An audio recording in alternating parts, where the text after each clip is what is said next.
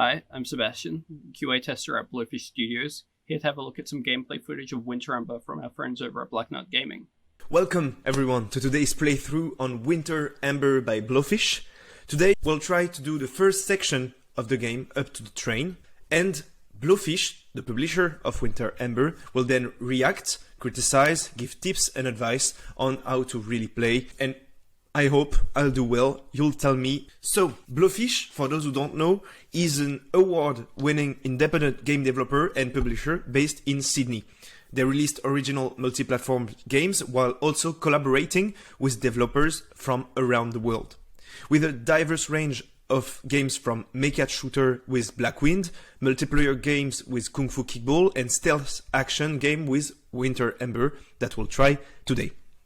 We will be playing on Blacknut, the cloud gaming platform with more than 500 games that you can play on any device you'd like, from a TV, smartphone, PC, tablet, anything you'd like, and up to 5 screens at the same time. So first I'll go over to the category, up to stealth, and Winter Ember here, and then you press play game. The game then load, and will start quickly. So even though he's only going to be doing just the tutorial here, there's still some bits and pieces that are pretty interesting about how you can approach it. So I'm interested to see how it goes. Involving a character named Parter, but I won't spoil you the intro that is quite deep and interesting, and we'll skip the beginning of the game. But first, so I'll just give you the synopsis quickly. So in this game you play as Artorius, a faceless man in pursuit of answers and revenge, returning after a near decade of exiles to the city of Anargal, where he was stripped of his family, fortune and past. Artorius will have faced the tyrannical religious militant faction called Greater Heaven that has seized control of the city in his absence. The game starts with a beautiful introduction, and as you can see I skipped it because I don't want to spoil you. So that's not to do that, but it's also because the cutscene takes quite a while, so wouldn't be too interesting to watch the entire thing. But I haven't been up to the train, and I'll try to give you the best gameplay I can. So as you can see, there is glowing elements showing you the element that you can interact with. Locked. Maybe the key Door is nearby. What's that? Okay, so here's the guard. So they will show us the basic combat system, which is simple yet effective. So you can hit by left clicking, if I can hit. Okay. Then you can dodge by doing a little space tap. And you can even, as you can see, I've just rolled, like in the Souls game, for example. I can block, like this. And you can charge the attack to break the guard of the enemy. And if you can block, and there is a parry system if you achieve to block at the exact time the sword strike. Here you go. And then you can spam click to kill the guard. Here you go. Attack! And he's dead. And then you can search him or pickpocketing if he's alive. So I have the key to open this door.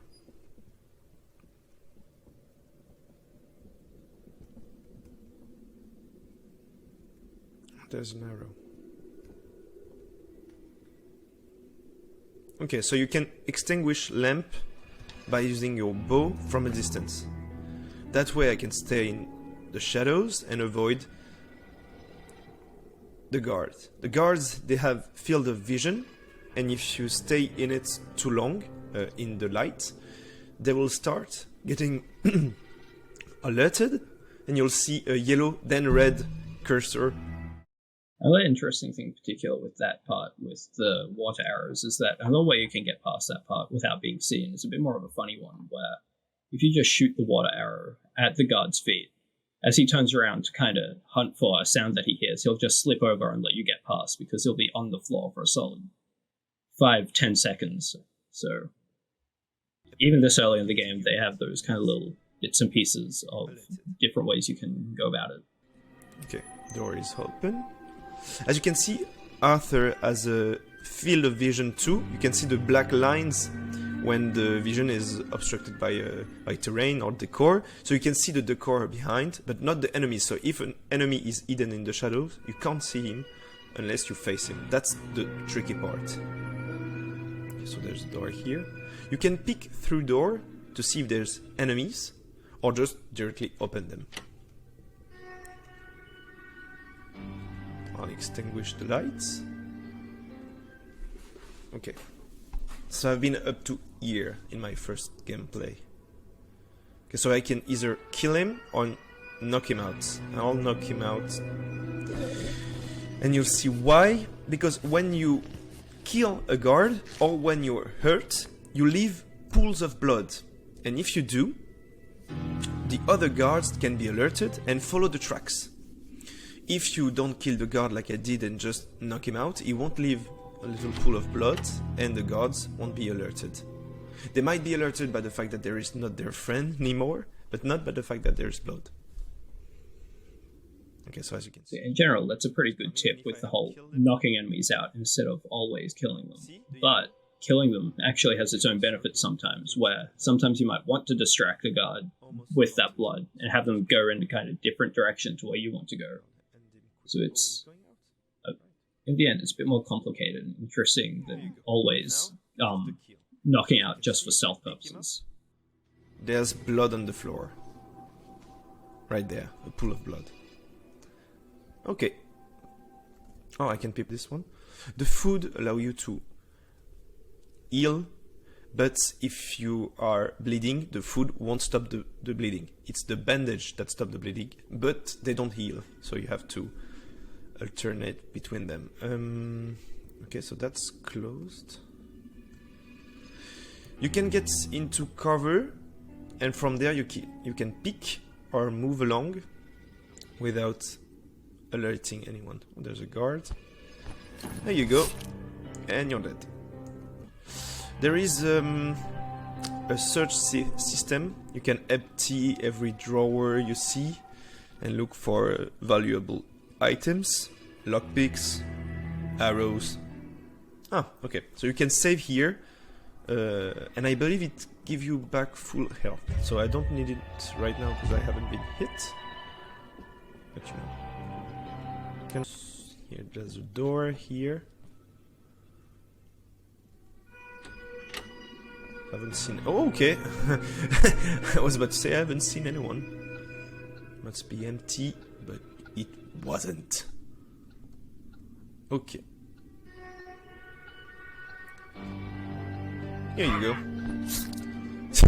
I guess there might be more subtle way to do the level. I'm a bit in a carnage fashion right now, because if I understand correctly, there's a lot of ways to achieve each objectives, and you are free to do as you please. See, you can empty the drawers, search, and loot everything you see. So I could have done maybe a no-kill run. Okay, I need lockpick, but I'm not. I think I'm not that professional. So there is a lockpicking system, okay. Hold the lockpicking button until the tumbler begins to shake. It's pretty nice to see the way that he keeps going on and actually checking all these drawers and different things to search in, because the loot early in the game will be very nice the first time you actually will come across a shop that you can use it all at. It's very helpful for the early game to have those sort of options available. Because I'm going at it like there's no enemies everywhere. Okay. I'm the kind of guy that just look at everything in game. If there's drawer, I will open it. Here, so now if I need to heal myself. Oh, alright. So there's a bear trap, and it explains to me that I'm bleeding. And so if I pick up this bandage and do tab then Q, I can stop the bleeding. But as you can see, I still I don't have my full health bar. But it's okay, I think. If you turned right at that junction back there, you would have found another set of 20 gold plus a few lockpicks, as far as I remember. It's another pretty helpful thing to do early in the game. Toys, this kind of behavior is not acceptable. Cards should not be ridden. Okay. Card room, I guess. The guards have fun riding carts. Ah, okay, so this is the... Ah, okay, this is the rail tracks. Okay, I understand. No? Okay, is there guards over there? No, doesn't seem there's no one. Just to be sure Okay, there's a guard over there. I won't face him directly. I saw there's other parts of that I haven't discovered. Oh, an arrow. Use the arrow wheel to select the blunt arrow and shoot at the weak. Okay, so you can break the wood with the blunt arrow. So I am like this. Oh, okay. What a stealthy way to break a wall. I hope there's no guard behind. Doesn't seem like it. Oh, there's the... Okay, so there's the tracks that we saw earlier with the cards. Ah, and it goes past the walls. Okay, so if my gamer instincts are correct, I believe we'll have to go past the wall through the cards. Or it's one of the way to do it. Because there's a door here that seems to be closed. Or I'll check. I can... Oh, okay, so in the game there's a craft system. Unauthorized individuals are not allowed past this point. If you require access, please come and see me in my office so I can get at you. If for some reason you do require access to the card room, I have the key, but do not misbehave in there. Remember, my office is at the very top of the warehouse, so we'll have to get the key in this office to reach the cart. And I just had the arrow elements. So there's a crafting system that allow you to craft arrows. And so if you can choose the top of the arrow, so claw, and then you select the shaft, and you can add an accessory, so the rope. And then you press C. Okay. Okay, so now I have a rope arrow, I believe. And I can shoot it here to climb on some zones. Here. Okay. Then I aim at the... here. Okay. And now there's the rope. Okay, nice. Okay, seems good to go. See that peeking is being used a bit more than it was before. A lot less chance of just running into random guards every time you walk around a pond. It's very helpful in this game. So this is the way to the office. And it's closed, so I need a key. There's a lot of lights and I can't see in the hallway, so I'm a bit scared. Can I see? I don't. I bent to see it. So oh, wait a minute. If I do this. So this one was actually a really good catch that took me a couple of playthroughs to really work out the whole way to use that water arrow in that room. So yeah, very nicely done with that one. Will you follow me? Yes, he's here. So I'll just do that. No, cover and then peek. He's coming. Okay, so I'll go a bit further. Okay, he sees me. I'm in the shadows, deep in the hallway. You can't see me. Turn around. Yes. Okay, so now I can. See, he's following the tracks. So I go behind him and hop. Yeah, that was very nice play there, and it kind of goes back to what I was saying earlier. By sometimes distracting guards with blood actually works really well as part of stealth itself. So it's never something you should just count out because you think that there's no purpose to doing it in a sneaky scenario. Ah, okay, that's medium lockpicking. Oh, that's hard. Okay. Right when it's wobbling, I must stop. Yes! Professional! Uh-oh, what's... Blunt arrowhead required. Do I have... No, I don't. Maybe inside this? Oh, okay, pigs. Oh, I think I saw a guard. I'll just check here. Okay, that's the main office. Oh! No, you've seen nothing. I'm a shadow. You can't see me. Can't see me. You can't see me.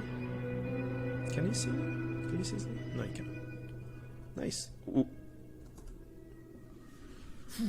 Come on. It's a little nippy. I misclicked. Ah!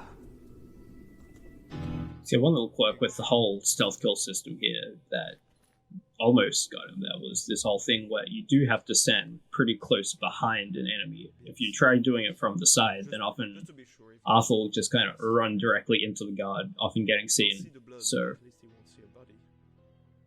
you got to be pretty careful while using that. It's not just a free kill. Okay. Just extinguish that, and I'll crouch here. No light in this house.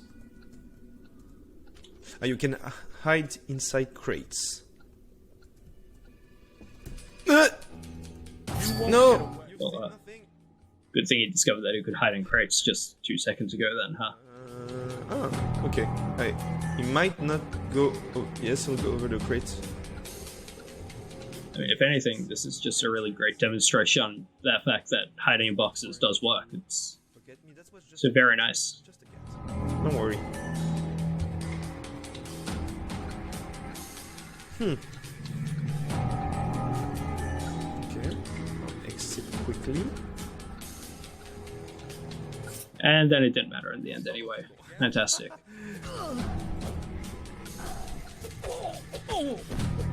So...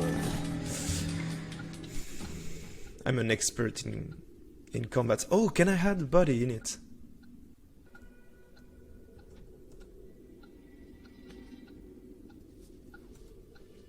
Ah, yes I can. Okay. For a second I thought it was only for me.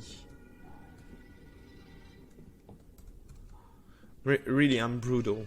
I'm not... Clearly I'm not playing as intended. I'm a bit too direct. So I can climb up there. So, okay, so that's why there were wooden plank above me. So with this whole wooden plank section, there's this way which has been gone, which leads you to an office to get a key. But if you go the other way, there's a little, almost a platforming challenge of sorts where you have to roll across a couple of gaps, and if you do that, you can actually completely skip getting the key altogether. And it's really helpful because if you do that, then you also avoid a lot of the guards because you won't ever have to go near them. Cutlery. There's food. There's health. That's good. Good. And there's a key to the staircase that we saw earlier. Okay. Everything is clicking. Can I open this door? So, okay, that's the... Oh, yes, that's the old way I was before with all the bodies. And so that's where I entered. And the door is here. Okay. Nice staircase. Oh, I can see inside that. Small room, I believe. I'll stay focused on the objectives. Ooh, that's a bit too open for me. I don't like the fact that there's light everywhere. So I can open that door. I can crouch under it. That might be the rooftop office. Okay, there's a door here. Huh. Okay, so that leads me to the office. Is there anybody home? Oh. Okay, yes, there's someone. So it doesn't really make much of a difference in this case, but going through the front door and the back door here, the only real difference is that the way that went, just then, essentially means that you don't have to try using any lockpicks to unlock the door on your way out. It's a nice little bit of convenience. Do you have the key on you? No. I'll light up a bit. There's nothing here.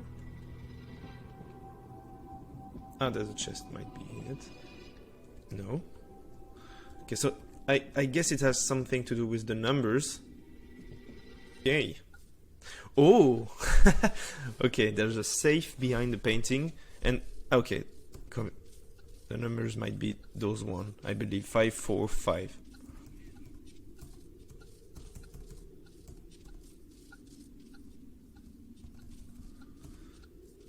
Gamer instinct. And I have the key to the card room, so I'll go by where I came from.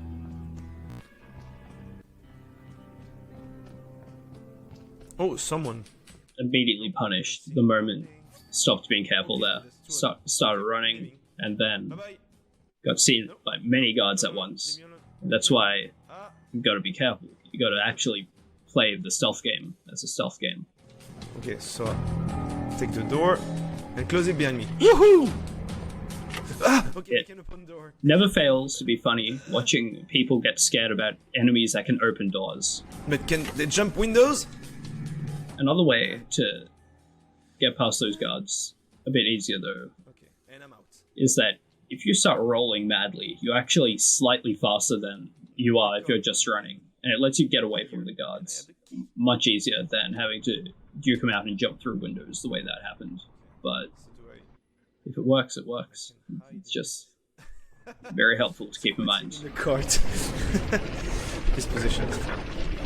Okay. Okay, there's guards. And I can hide in tall grass. There's a lot of guards.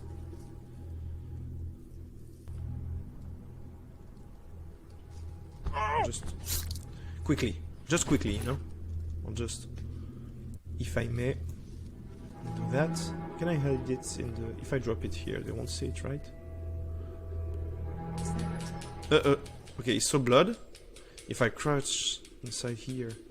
This right here is, once again, another case where having that blood stay on the floor actually ends up being pretty helpful. You kind of got multiple guards around this area at once, but with the way they're patrolling, it now makes them a lot safer and easier to then go out and stealth kill while you're still hiding in the tall grass. So it's actually something that kind of doesn't seem helpful at first, but actually is very beneficial.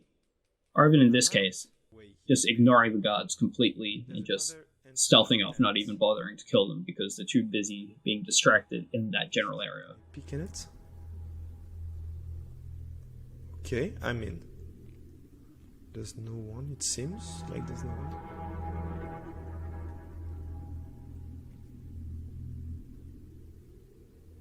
There's a guard here. Okay, I shut down the lights. There's no one. Not there. I'm not there. Can't see me. Where is he? We're also done with keeping the lights in mind again. Oh, I can empty this one.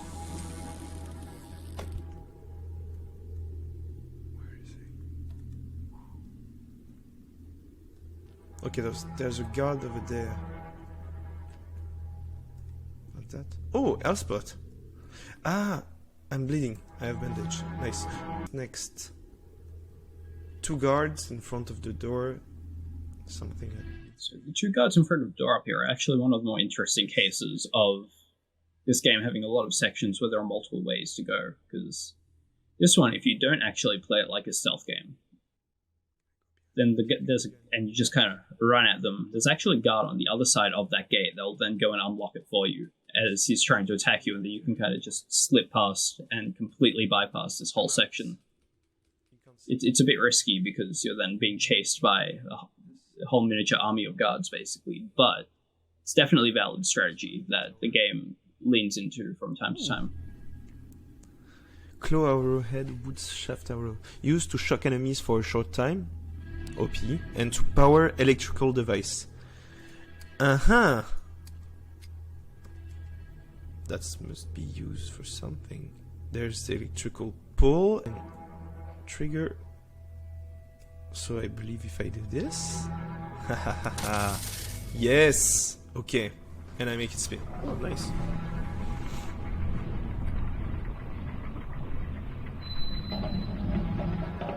I haven't seen what was on the right when I went out of the tent.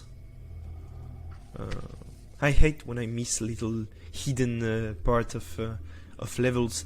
And if I reckon correctly, I've read something on the game about a skill system. Maybe I can... Yes, there is a skill system with skill tree, and you can upgrade the skills. But compared to other games where you acquire skill point by killing enemies or progressing through the story, here it's tokens that you have to find on the map, and you have to be wary of your environment because they're mostly hidden, and so you can upgrade skills. I love skill trees. Often I just look at the last tier because it's the OP skills. Full Moon Spectre, a fatal blow to Arthur will not kill him. That's like second wind or second chance. Here there's delays the enemy's alert meter. That could be useful for me because apparently I cannot be stealthy. Shadow immediately so I need to go here, up to the top, up north, as I can see on my minimap. On the bottom right you can see the minimap. And oh, something I haven't talked about, I noticed that when you run there's a circle around you. I believe it might be the sound, the range the sound you do can be heard. I mean, it's a useful mechanic, but only if you actually pay attention to it and don't just ignore your position to the guards anyway. I'll try going over without killing him. And I went over. Okay, I'm good. Oh, there's another guard. Can you see me from that distance? No. There's tall grass between him and me. There's something over there. Okay, it's down there. Yes, but it might be not the good direction because it's south. Ooh, you haven't seen me. You haven't seen me. No. Your eyes is betraying you. I'm hidden. Yeah, so that little crawl space there is what I was mentioning earlier with this whole thing of kind of just running past the guards and letting them open the gate and getting past. Because now, as soon as you crouch under there and get to the other side, they can no longer follow you there because they don't know how to crouch. So it's a really quick and easy way to get past there if you don't mind missing out on the electricity arrows. Not available at this time? Ah, because I'm alerted. And now can I do it? Yes. Ah, and it gives me full health. I hope it stops the bleeding. So I said I was going... First, see which one gets chosen first. Draw speed. Okay, or dagger cooldown. Dagger cooldown might be the time between each attack, so I'll take that. That was a very unfortunate first skill point pick, actually. Because the dagger isn't referring to your sword, but it's actually referring to throwing daggers, which don't really become a thing until a level or two later in the game. So, for the time being, it's not the most useful thing to have. My plan with those early skill points really is that I keep in mind that since you can mix and match from the different trees, like going for one of